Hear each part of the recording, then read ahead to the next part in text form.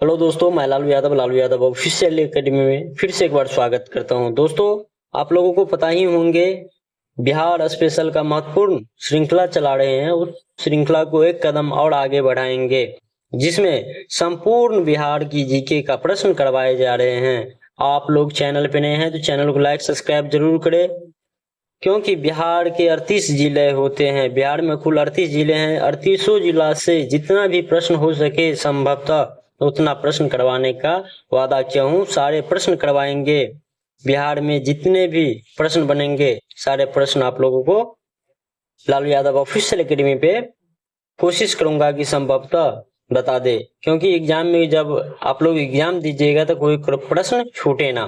तो चलिए, आप लोगों को पता होंगे अपना टारगेट है बिहार स्पेशल में कितना एमसीक्यू कम से कम 500 प्लस होना चाहिए। इतना होगा, इससे बाहर कुछ नहीं पूछा जाएगा। और आज का क्लास जो है 5 होने वाले हैं। चलिए, लालू यादव ऑफिशियल एकेडमी को आप लोग चैनल पे नए हैं तो लाइक सब्सक्राइब जरूर करें। चलिए, आज का पहला प्रश्न की ओर बढ़ते हैं। और पहला प्रश्न क्या कह रहे हैं, चलिए एक एक प्रश्न आप लोगों को बताते चलेंगे, ठीक ना। और आप लोग आंसर कमेंट में देते चलिएगा। चलिए, पहला क्वेश्चन है, लेनिन का मृत्यु कब हुआ था, बताइए।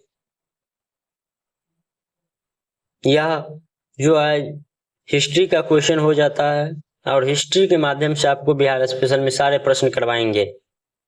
चलिए, इसका आंसर दीजिए। Option A 1921, option B 1924, option C 1926, option D 1928। बताइए इसका राइट आंसर क्या होगा। तो लेनिन का मृत्यु जो है 1924 ईस्वी में हुआ था, इसीलिए इसका राइट आंसर जो होगा ऑप्शन नंबर बी। चलिए, अगले प्रश्न की ओर बढ़ते हैं। और अगला प्रश्न है, भारत का लौह पुरुष किसे कहा जाता है, बताइए। भारत का लौह पुरुष किसे कहा जाता है। Option A Subhash Chandra Bose, option B Lala Lajpat Rai, option C Bipin Chandra Pal, option D Sardar Vallabh Bhai Patel. इसका राइट आंसर जो होगा ऑप्शन डी सरदार वल्लभ भाई पटेल। सरदार वल्लभ भाई पटेल को भारत के लौह पुरुष के नाम से जाने जाते हैं। अगर क्वेश्चन आवे क्वेश्चन में और बिहार का लौह पुरुष किसे कहा जाता है, बिहार की बात करें तब, और यहाँ पे क्या कह रहा है, भारत का लौह पुरुष। भारत की अगर बात करें तो सरदार वल्लभ भाई पटेल। बिहार की अगर बात करें, बिहार में बहुत सारे ऐसा नेता था जो संपूर्ण क्रांति में भाग लिया, जैसे कि जयप्रकाश नारायण। यह सारे जो है बहुत महत्वपूर्ण योगदान है बिहार में।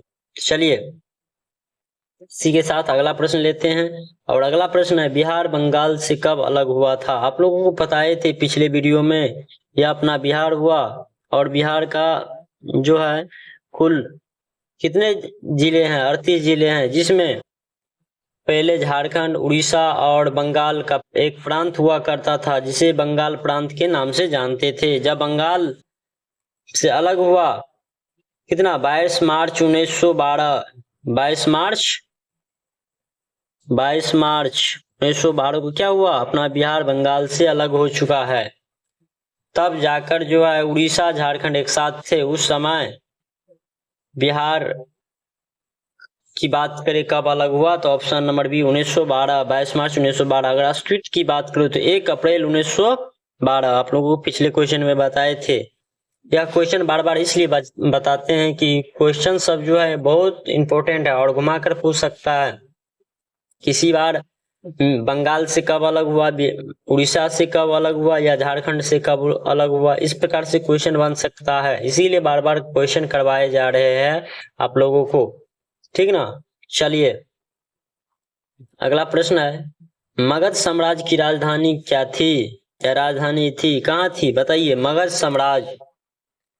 मगध साम्राज्य की राजधानी कहाँ थी। राजगीर, वैशाली, भागलपुर, मुंगेर। इसका राइट आंसर क्या होगा, option number A Rajgir. Rajgir में जो है मगध साम्राज्य की राजधानी थी। चलिए, बिहार के प्रथम मुख्यमंत्री कौन थे, बताइए। अगला प्रश्न है, बिहार की प्रथम मुख्यमंत्री जयप्रकाश या जगजीवन राम, श्री कृष्ण सिंह, जगन्नाथ मिश्रा या कर्पूरी ठाकुर। तो आप लोगों को पता होना चाहिए बिहार केसरी के नाम से या श्री कृष्ण सिंह के नाम से जाना जाता है बिहार के प्रथम मुख्यमंत्री को, इसीलिए राइट आंसर ऑप्शन बी। समझे? और किस नाम से जाने जाते हैं श्री कृष्ण सिंह को? बिहार केसरी। क्या नाम से? बिहार केसरी के नाम से जाने जाते हैं। इस चीज को ध्यान में रखेंगे आप लोग। चलिए अगले क्वेश्चन के ऊपर बात करते हैं। और अगला क्वेश्चन है, देशांतर रेखाएं की कुल संख्या कितनी होती है? बताइए। 360, 180, 90 और 120। देशांतर रेखाएं की कुल संख्या जो है 360 है। देशांतर आप लोग समझते हैं किसे कहते हैं? देखिए, अपना ग्लोब जो है इस प्रकार है, थोड़ा अंडाकार है, और इस प्रकार से जो रहता है इसमें जो बहुत सारे रहता है, इसको क्या कहा जाता है? देशांतर रेखाएं। और देशांतर रेखाएं कुल कितने हैं? 360। इसीलिए इसका राइट आंसर जो होगा ऑप्शन नंबर ए। और एक चीज बताइए, अक्षांश रेखा किसे कहा जाता है? आप लोगों को पता होना चाहिए। अक्षांश 0 डिग्री अक्षांश जिसे कहा जाता है, 0 डिग्री अक्षांश कहा जाता है। 0 डिग्री जब अक्षांश कहा जाता है तो कुल अक्षांश की संख्या कितनी होती है? इस प्रकार से होता है, और एक बिंदु यहाँ होता है 90 डिग्री जिसे ध्रुव कहा जाता है। क्या कहा जाता है? ध्रुव। 90 डिग्री। वैसे भी ऊपर में भी 90 डिग्री होता है, इसे भी ध्रुव कहा जाता है।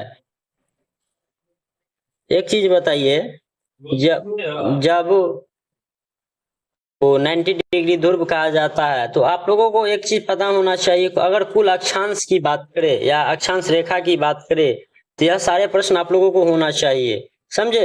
अगर कुल अक्षांश की बात करें तो कितना होगा? एक होता है अक्षांश, एक होता है देशांतर। देशांतर के बारे में आप लोगों को बता दिए हैं, 360 डिग्री होता है, ऐसा 360 होता है। कुल अक्षांश की बात करें तो क्या होगा? कुल अक्षांश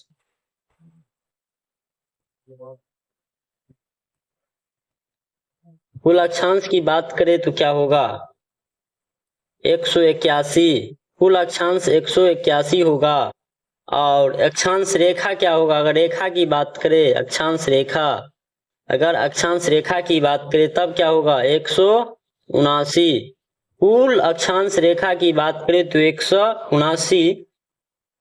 क्योंकि एक चीज बताइए, कुल अक्षांश 181 इसलिए कहा गया है, 2 कम होता है क्योंकि यहाँ बिंदु हो जाते हैं, 90 डिग्री दूर पे बिंदु हो जाते हैं। इसको काउंट रेखा में नहीं आप कर सकते हैं, लेकिन अक्षांश में कर सकते हैं।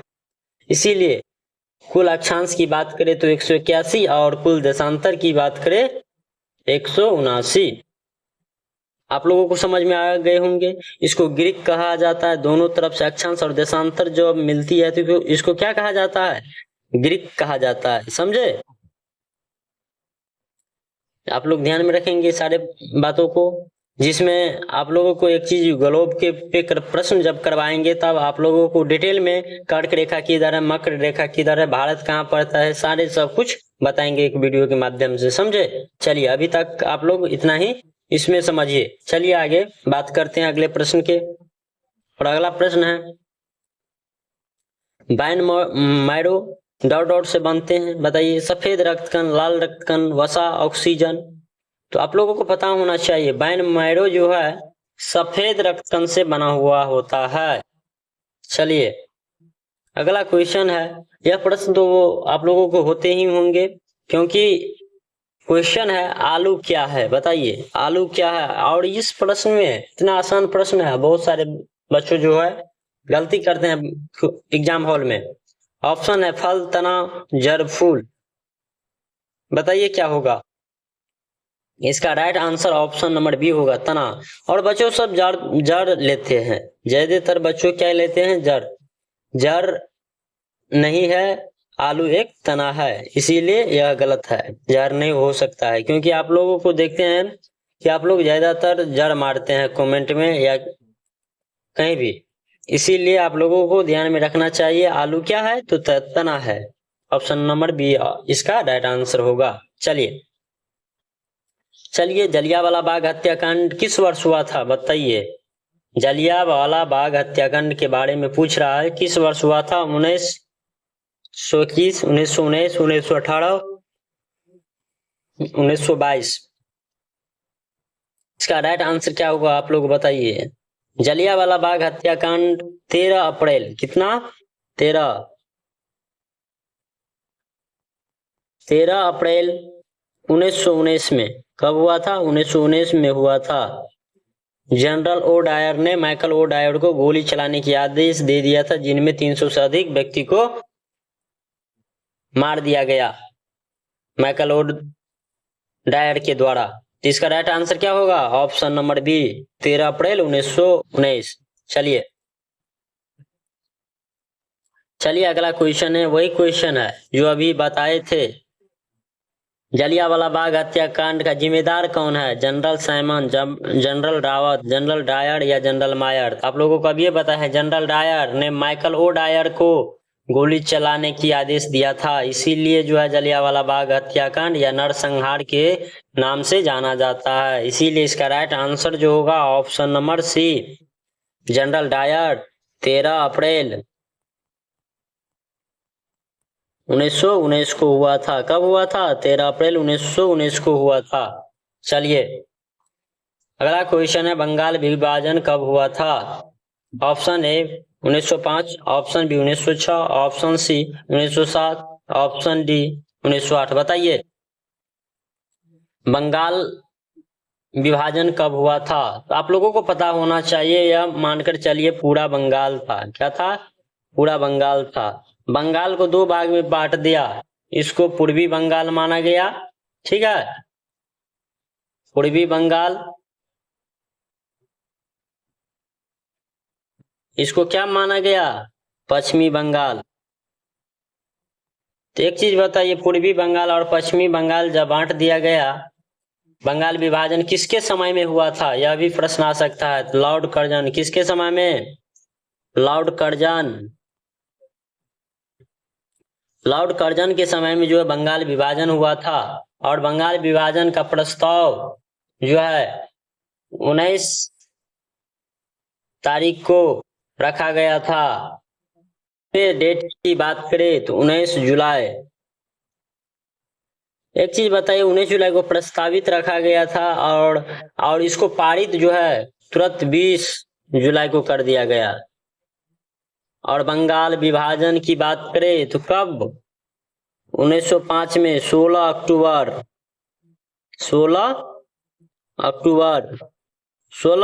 को जो है बंगाल को विभाजन कर दिया गया। इससे पहले टाउन हॉल का बैठक हुआ था 7 अगस्त को। कब हुआ था? 7 अगस्त को जो है टाउन हॉल में बैठक हुआ था। समझे? 7 अगस्त को टाउन हॉल में बैठक हुआ, उसमें स्वदेशी और बहिष्कार आंदोलन जैसे बहुत सारे नेता उसमें भाग लिए और बहिष्कार और स्वदेशी का नारा लगाया गया। समझे? तो सारे कहानी थे बंगाल विभाजन, और आप लोगों को डिटेल में बताएंगे जब मॉडर्न हिस्ट्री के सारे प्रश्न जब करवाएंगे, उस समय बंगाल विभाजन को अच्छे से बताएंगे, ठीक ना। तो आप लोगों को चैनल पे अभी तक नए हैं, चैनल को लाइक सब्सक्राइब नहीं किए हैं तो चैनल को लाइक सब्सक्राइब जरूर करें। चलिए अगले प्रश्न की ओर बढ़ते हैं। और अगला प्रश्न क्या कह रहा है? भारत छोड़ो आंदोलन कब शुरुआत हुआ था या कब हुआ था? बताइए। भारत छोड़ो आंदोलन के बारे में बात कर रहा है, तो आप लोगों को पता होना चाहिए। Option A 1940, 1942, option C 1946, option D 1947। Bharat छोड़ो आंदोलन किसके नेतृत्व में चला था? बताइए। महात्मा गांधी के नेतृत्व में। किसके नेतृत्व में? महात्मा गांधी के नेतृत्व में चला था। तो कब चला था? 1942, 8 अगस्त 1942 को। कब? 8 अगस्त 1942 को जो है भारत छोड़ो आंदोलन का शुरुआत हुआ था गांधी जी के नेतृत्व में। सारे चीजों को आप लोग ध्यान में रखते चलिए अगला प्रश्न है, स्वदेशी आंदोलन कब हुआ था? बताइए। आप लोगों को पता होना चाहिए, बंगाल विभाजन जब हुआ और बंगाल विभाजन होने से पहले 7 अगस्त की बात आप लोगों को याद रखिए।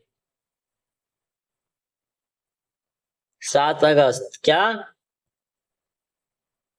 7 अगस्त को टाउन हॉल में बैठक हुआ, वहीं पे निर्णय लिया गया रविंद्रनाथ टैगोर द्वारा जो है, और बहुत सारे नेता थे इसमें, इनके द्वारा स्वदेशी और बहिष्कार आंदोलन किया जाए।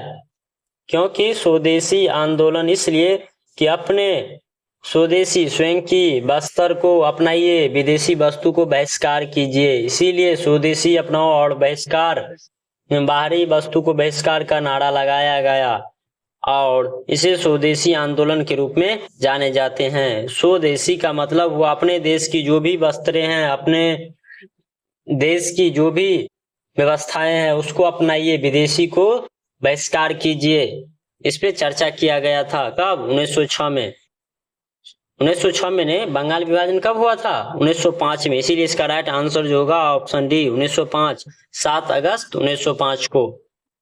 समझे, टाउन हॉल के बैठक में जो है इस निर्णय लिया गया, स्वदेशी और बहिष्कार आंदोलन की शुरुआत की। चलिए और अगला प्रश्न है, बंगाल बिहार से कब अलग हुआ था? अभी आप लोगों को बताए थे पिछले क्वेश्चन में 1908, 1910, 1912 या 1914, तो आप लोगों को पता होना चाहिए। 22 मार्च कब? 22 मार्च को हम बिहार दिवस के नाम मनाए जाते हैं या नाम से जाने जाते हैं। क्या 22 मार्च को क्या मनाया जाता है? बिहार दिवस। और अस्तित्व में कब आया? 1 अप्रैल, 1 अप्रैल को अस्तित्व में आ गया। समझे, तो इस सारे चीजों को आप लोग ध्यान में रखेंगे। बंगाल विभाजन कब शुरुआत हुआ था तो 22 मार्च को। और यह बिहार दिवस कब मनाया जाता है? तो 22 मार्च को। और पूर्णतः बंगाल विभाजन कब हुआ था? तब क्या कहिएगा पूर्ण रूप से? 1 जुलाई, इस अस्तित्व में आ गया 1 अप्रैल को, सॉरी 1 अप्रैल को कब क्या हुआ? 1912 को अस्तित्व में आ गया, इसीलिए इसका राइट आंसर जो होगा ऑप्शन नंबर सी 1912। चलिए अगला प्रश्न की ओर बढ़ते हैं और अगला प्रश्न है, बिहार उड़ीसा से कब अलग हुआ था? बताइए। उड़ीसा की बात जब करें तो 1936 याद आते हैं। 1932, 1935, 1936 या 1938? इसका राइट आंसर होगा 1936। 1936 में जो है क्या हुआ था? उड़ीसा बिहार से अलग हुआ था। कब? अगर डेट की बात करें तो 1 अप्रैल, 1 अप्रैल को जो है 1936 को बिहार से उड़ीसा को अलग कर दिया गया था या अलग प्रांत बना लिया गया था। समझे, चलिए बिहार में सर्वाधिक धान की खेती कहाँ होती है? बताइए, सर्वाधिक धान की खेती की बात करें बिहार में तो कहाँ? Option A Darbhanga, option B Rohtas, option C Kaimur या ऑप्शन डी मुंगेर? बताइए सर्वाधिक धान की बात करें तो कहाँ होगा बिहार में? तो ऑप्शन नंबर बी रोहतास। धान गेहूं सब में क्या है? रोहतास है। दरभंगा किस लिए प्रसिद्ध है? बताइए। मखान, दरभंगा में सबसे ज्यादा मखान पाया जाता है। समझे, और यह कैमूर जो है सबसे पश्चिमी जिला है। क्या है? सबसे पश्चिमी जिला है। इस चीज को ध्यान में रखेंगे आप लोग। चलिए यहाँ पे मुंगरिया कट्टा के लिए प्रसिद्ध है, जाने जाते हैं। चलिए अभी आप लोगों को बताए थे बिहार में सर्वाधिक गेहूं की उत्पादन कहाँ होती है या खेती कहाँ होती है? तो रोहतास। धान और गेहूं का सबसे ज्यादा कहाँ? रोहतास में।